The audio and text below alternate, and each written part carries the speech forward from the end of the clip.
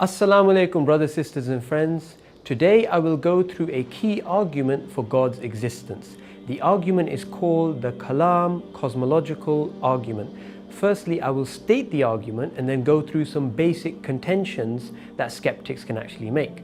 Now, the argument goes, whatever begins to exist has a cause. 2. The universe began to exist. Therefore, the universe has a cause. And we do a conceptual analysis on this cause and we get to many divine attributes such as 1, immaterial, transcendent, and spaceless. So, the argument goes, whatever begins to exist has a cause. Now, the law of cause and effect is something we know by intuition. Your TV in front of you, it didn't always exist. It began to exist. Since it began to exist, you will naturally believe it has a cause, and the cause of the TV is the manufacturer. Likewise, you began to exist. You didn't exist 100 years ago. Since you began to exist, your cause are your parents. You are the effect of your parents. So the cause and effect, the fact that whatever begins to exist is something which is constantly verified in our experience and never falsified. So that's the very first premise, that whatever begins to exist has a cause.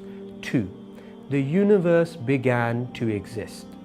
Now we know from cosmology, which is the study of the early beginning of the universe, that the universe began to exist in the standard Big Bang model. Now, according to that model, time, space, and matter, everything began 13.7 billion years ago, and is something which most physicists and cosmologists agree to, that this model is the chosen model of the universe. So from the two statements, whatever begins to exist has a cause. 2, the universe began to exist. 3, it logically follows the universe has a cause. Now, on this cause, if we do a conceptual analysis, we will get to some attributes which are the basic attributes of God in most monotheistic religions. Now, firstly, the cause leads us to a first cause, which is uncaused. Now, say you want to move your sofa at home. You've got a really heavy sofa. You need 2 people to move that sofa. So you go to your neighbor, you knock on his door and you say, can you please help me move the sofa? The neighbor says, sure, I'll help you, only if my neighbor across the street helps me. And that neighbor says, sure, I'll help you, only if my neighbor in another part of the city helps me. And that neighbor, you go to him and he says, only if someone in Japan helps me, or whatever. If this goes on forever, will your sofa ever move? If everyone kept making the condition, I will only help if someone else helps, and this goes on forever, will your sofa ever move? Logically, it could never move. The only way it can move is if someone said, yes, I'll help, but they wouldn't put a condition on it. They were the first cause, and that would create the effect, which is the universe, not the universe, the sofa moving. Likewise, there is a cause to the universe. What is the cause of that cause? Another cause. What's the cause of that cause? Another cause. What's the cause of that cause? Another cause. If this went on forever, the universe would not exist. But the universe does exist. The very fact that it exists is proof that there is a first cause, which is uncaused. So that's the very first characteristic that we get. There is a first cause, which is uncaused. Secondly, the cause must be timeless. The reason it must be timeless is because time began at the Big Bang. Thirdly, the cause must be spaceless. Now, space, to define space, it's forward, back, left, right, up, down, the 6 directions. Space began at the Big Bang. So the cause must be uncaused, timeless, spaceless, also must be immaterial, because without time and space you cannot have matter.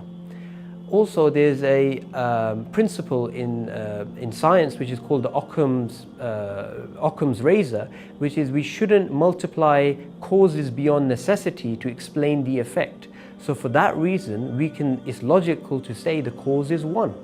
So we have a cause which is the first cause which is uncaused, it's 1, it's timeless, spaceless, and immaterial. And these are the basic characteristics of God in most monotheistic religions. So that's how simple the argument is. Now I'm going to go through some basic contentions. One of the first contentions that a skeptic can make, and this is actually quite frequent when you explain to people this argument, is, well, who caused God then? Who created God? But the problem here is they haven't understood the argument properly. It's whatever begins to exist has a cause.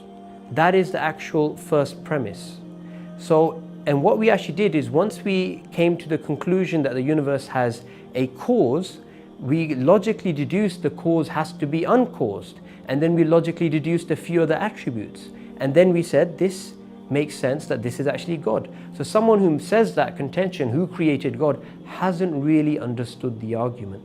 Secondly, someone could make the contention that cause and effect is something which is true within the universe, but not of the universe. And there's a very simple reason, or there's a simple way of addressing this actual contention. You could actually say, well, there's no reason not to believe. Well, there's no reason to believe that cause and effect would not apply to the actual universe, because it's a metaphysical principle, which basically means is beyond physics.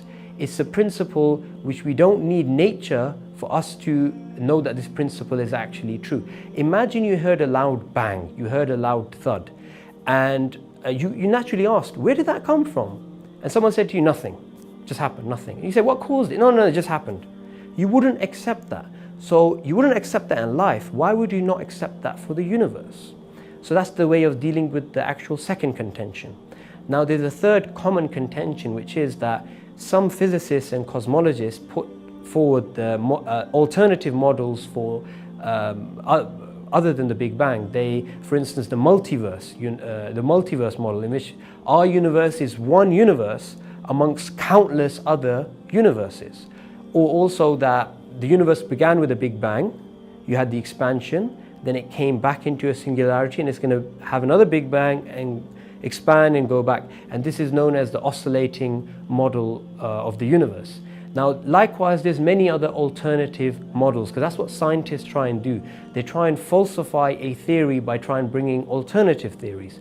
Now, although these theories, alternative models, are very speculative, they haven't got any empirical data to prove that they are true, unlike the Big Bang model.